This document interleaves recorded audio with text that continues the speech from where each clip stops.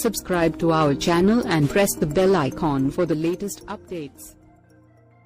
ప్రపంచ కప్ ముంగిట ఆస్ట్రేలియాపై ఉత్కంఠ విజయం భారత్ జట్టులో ఆత్మవిశ్వాసాన్ని రెట్టింపు చేసింది.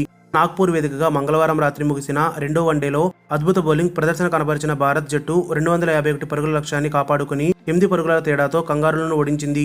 ఆస్ట్రేలియా విజయానికి చివరి 18 బంతుల్లో 21 పరుగులు అవసరం కాగా ఆ జట్టు చేతిలో 2 వికెట్లు ఉన్నాయి. కానీ క్రీజులో అప్పటికే స్టోయినిస్ ఉండడంతో భారత్ శిబిరంలో కంగారులు మొదలైంది. కానీ ఇన్నింగ్స్ 48 ఓవర్ వేసిన జస్ప్రీత్ బుమ్రా పొదుపుగా బౌలింగ్ చేసి 1 పరుగు మాత్రమే ఇవ్వగా తర్వాత ఓవర్ వేసిన షమి 9 పరుగులు ఇచ్చాడు. దీంతో సమీకరణం 6 బంతుల్లో 11 పరుగులుగా మారింది.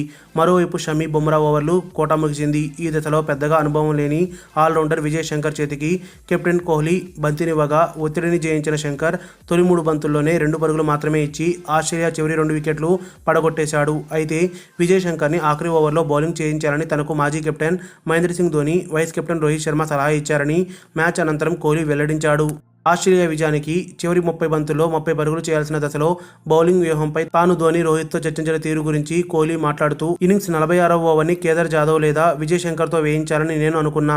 ఇదే విషయమై మహేంద్ర సింగ్ ధోని, రోహిత్ శర్మతో కూడా చర్చించాను. కానీ ధోని ఆఖరి ఓవర్ వరకు విజయ్ శంకర్ని పక్కన పెట్టి బుమ్రా, షమి బౌలింగ్ను కొనసాగించాలని చెప్పాడు. అప్పటికి ఆస్ట్రేలియా చేతిలో 4 వికెట్లే ఉండడంతో 49వ ఓవర్లోపు బుమ్రా, షమి ఆ వికెట్లు పడగొడితే మ్యాచ్పై పట్టు సాధించవచ్చని సలహా ఇచ్చాడు.